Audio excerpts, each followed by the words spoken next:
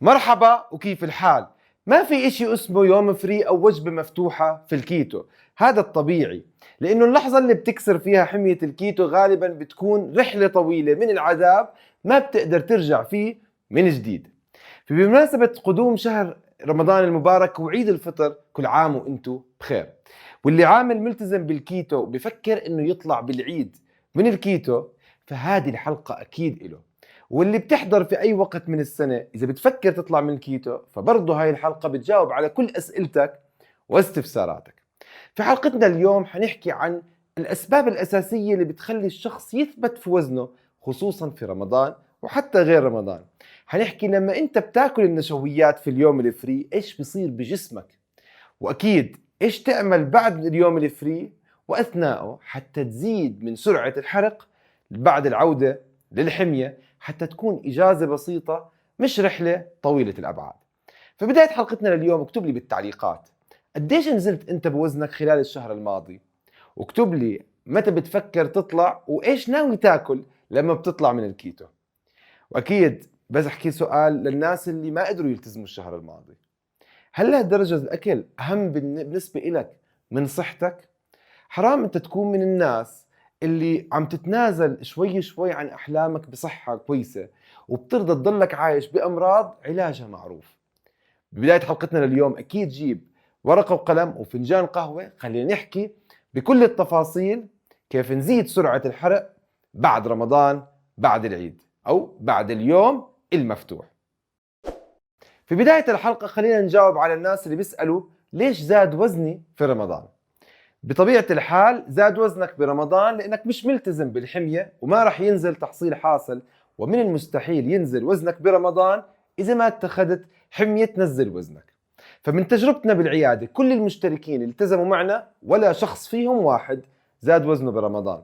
في ناس ثبتت أوزانهم بسبب سوء النوم، لكن ما في شخص واحد زاد بوزنه. فانت عم تاكل كميات كبيره من النشويات، كميات هائله من البروتين، اكيد في دهون اكثر من اللي موجوده في الكيتو في حميتك، لانه الاكل الحلو والزاكي مليان دهون. وانت مو ملتزم فما تتوقع وزنك الا انه يزيد برمضان، وهذا الاشي الطبيعي لاي شخص بياكل على هواه في هذا الشهر الفضيل. الجواب للسؤال الثاني للاشخاص الملتزمين: ليش وزنك ثبت في رمضان؟ طبعا من الطبيعي يثبت وزنك برمضان إذا كان في مجموعة من الأخطاء أنت بترتكبها، ملتزم بالكيتو أو ملتزم بس بتكسر في الكيتو في رمضان. بطبيعة الحال صيام الإسلامي أو الصيام الجاف أو الصيام بالعموم بيرفع حمض اليوريك في الجسم. ارتفاع حمض اليوريك بالجسم اللي يعد مضاد أكسدة بيعمل على تثبيت الوزن وحماية الشخص في حالات المجاعة حتى يبطئ من خسارة وزنه. هذا الحمض اللي بيعمل التهابات حتى يبطئ من حركتك بسبب الآلام، هو نفسه بقلل من سرعة الحرق عندك حتى ما يسمح لك تتحرك، وما يسمح لك إيش كمان؟ ما يسمح لك تنزل بالوزن بسرعة.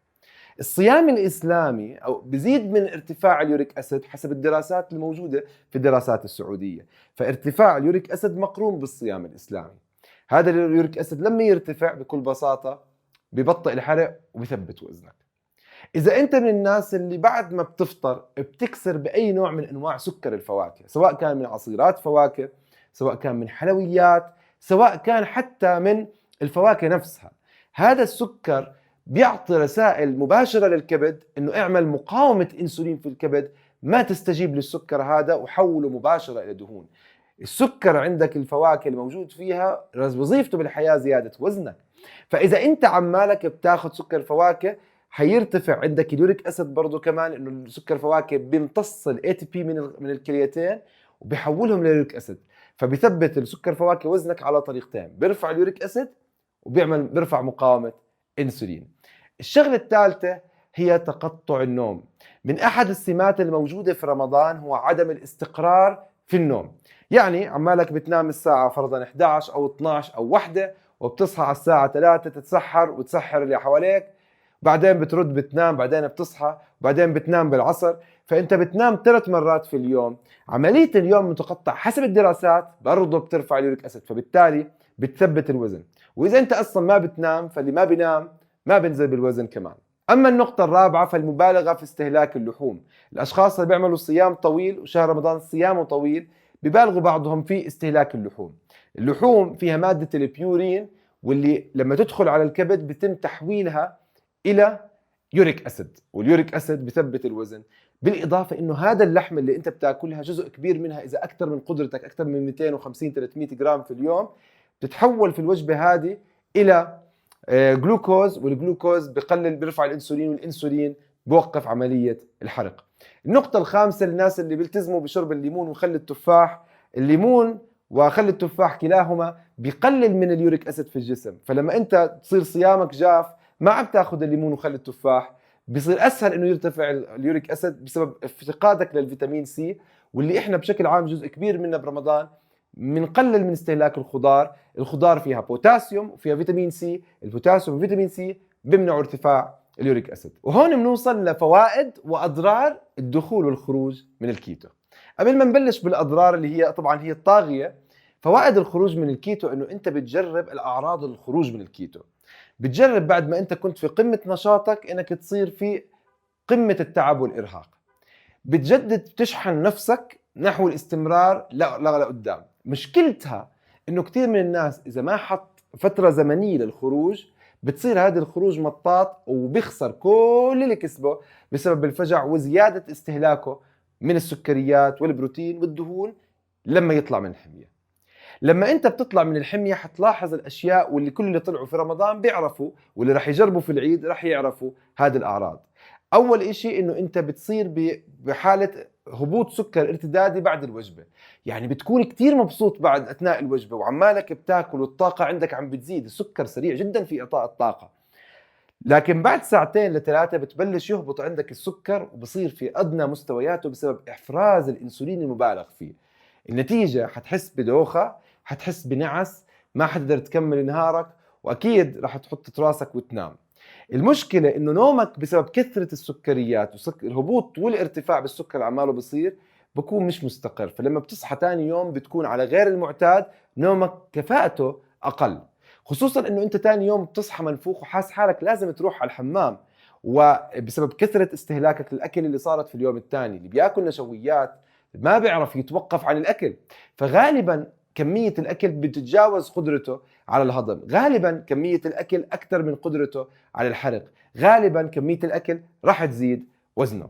الشغلة الثانية انه بيكون هذا الشخص في اليوم اللي بعده طول اليوم جوعان، ولما بيكون الشخص جوعان بالذات يكون في نقص في البوتاسيوم بصير يشتهي الحلويات ويشتهي الخبز والرز، وبصير متوتر قبل ساعات الإفطار، وبصير معصب بده ياكل، ولما بتطلع أول إشي بمد عليه إيده السمبوسك.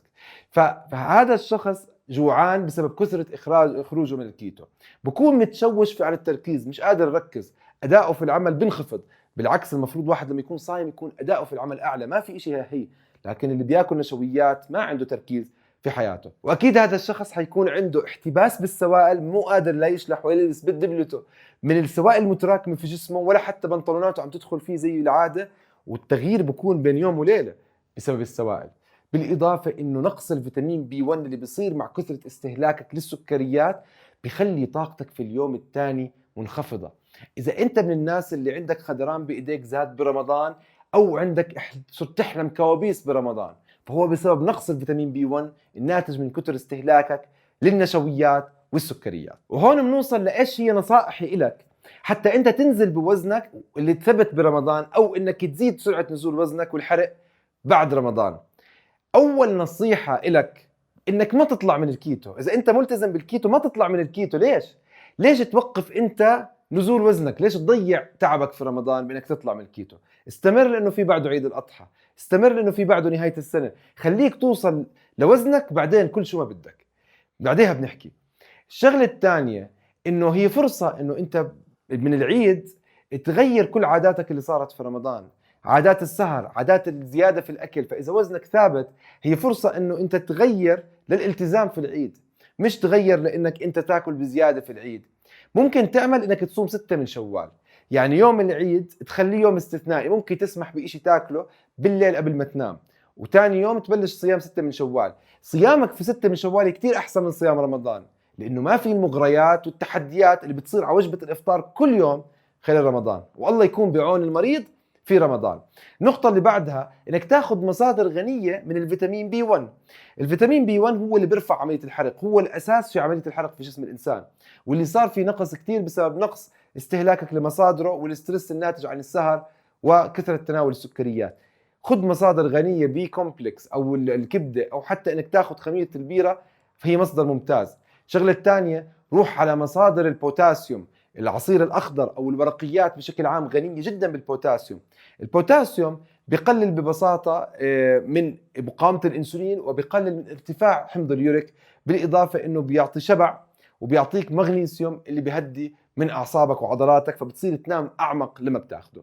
النقطة اللي بعدها ترجع لي على الليمون والخل، لأنهم الاثنين ممتازين في تقليل مقاومة الأنسولين وتخفيض حمض اليوريك. أكيد لا تنسى أنك أنت تمارس التمارين الرياضية. خلال شهر رمضان أو الشهر الماضي انخفض سرعة الحرق عندك بسبب ساعات الصيام الطويلة والتجاوزات والسهر. فكيف أنت ممكن تزيد سرعة الحرق وترجع الحركة لهذا الميزان والمقاسات؟ إنك تمارس الرياضة وتزيد الطلب على الطاقة، فيضطر جسمك غصبا عنه يرفع الطاقة فيه، وذلك إنه تمشي، تركض سريع، تعمل هرولة، تمارس ركوب الدراجة، تسبح، ركوب الخيل، أي نوع من أنواع الرياضة هو بيرفع الطلب على الطاقة. والشغله الاساسيه، اذا انت ما بتنام ما تلعب رياضه، يعني ضروري انك تنام كويس، لانه عدم نومك معناته عدم نزولك بالوزن. خلال الشهر الماضي كل الاشخاص اللي ما بيناموا افضل واحد منهم نزل تقريبا كيلو لكيلو ونص، هذا في احسن الاحوال، ومعظمهم نزل من 0 لنص كيلو لانه ما بينام. فكل الاشخاص اللي ما بيناموا ما بينزلوا بالوزن. اذا انت خلص ناوي تغش، وجزء كبير من الناس بغش، يعني حيثبت وزنك، فهذا معروف. رح يزيد ما اعتقد الا اذا بتغش بطريقه مفتوحه. احرص انه يكون الحلويات اللي انت مشتهيها تكون كيتونيه. ما بدك اياها تعملها كيتونيه، خليها لاخر وقت في النهار، يعني خلي حلويات الكيتو قبل النوم، منه بتقدر تنام افضل، ومنه ما بتجوع طول اليوم. اسوأ اشي ممكن تعمله انك تاخذ الحلويات الصبحيات. الشغله الثانيه، اذا انت مشتهي تاكل رز وكبسه وخبز وعيش، عادي ما في مشكلة، برضو خليها لوجبة العشاء، ما تاخذها وجبة غدا، لأنه حتصير مشتهي تاكلها طول اليوم. إذا تغديت على الرز رح تتعشى خبز، وإذا تغديت خبز رح تتعشى رز وحلويات. فخلي وجبة العشاء هي وجبتك الرئيسية اللي فيها إشي ممنوع. الشغلة الأخيرة، إنه أنت في رمضان تعودت عادة إنك ما تفطر. جزء منكم بتسحر، بس المعظم ما بتسحر، واللي بتسحر معظمه بتسحر ممكن تمرة وكاسة مي أو تمر ولبن. فالمعظم طلع من رمضان ما بفطر، فهي فرصة انك ما ترجع لأسوأ عادة ممكن في نهارك تأذي صحتك، اللي هي وجبة الافطار، الوجبة اللي بتاخدها في الوقت اللي انت مو جوعان فيه. بنهاية حلقتنا لليوم ان شاء الله تكون معلومات بالفيديو نفعتكم، وكل عام وانتم بخير. واكيد اكتب لي بالتعليقات ايش ناوي تسوي في العيد، وكم كيلو خسرت في الوزن، وهل انت من جماعة 0 ونص اللي ما بيناموا في رمضان؟ كل هذا اكتب لي اياه في التعليقات، خلينا نتناقش مع بعض فيه. وبنهاية حلقتنا لليوم أكيد لا تبخل على غيرك بالشير، فزكاة العلم نشره، وما تبخل على حالك بأنك تنضم للقناة وتكبس على شارة الجرس حتى تجيك أول بأول إشعارات كل ما يخطر على بالي فكرة مفيدة لك. وبدعوك تنضم لعالمنا الرائع بالفيسبوك، عالم سمارة كيتو أند فاستنج بلانت، هذا العالم اللي كله بيساعد بعضه حتى يلتزموا بالحمية بطريقة إيجابية. أكيد تقدر تتابعني على الإنستغرام والتيك توك والسناب شات، وكل ما في الحلقة من معلومات ومصادر موجودة في الديسكربشن تحت، في الرابط الموجود في الديسكربشن تحت في المقال اللي كتبتها، ومثبت في التعليقات. اكيد اكتب لي بالتعليقات ايش صار معك في نتائجك خلال الفترة الماضية، واذا بدك تعرف معلومات اضافية عن افضل 10 اطعمة لخسارة 10 كيلو في الشهر، طلع على الفيديو اللي موجود هون. لعل وعسى. كل عام وانتم بخير، واشوفكم على خير، بامان الله، مع السلامة، باي.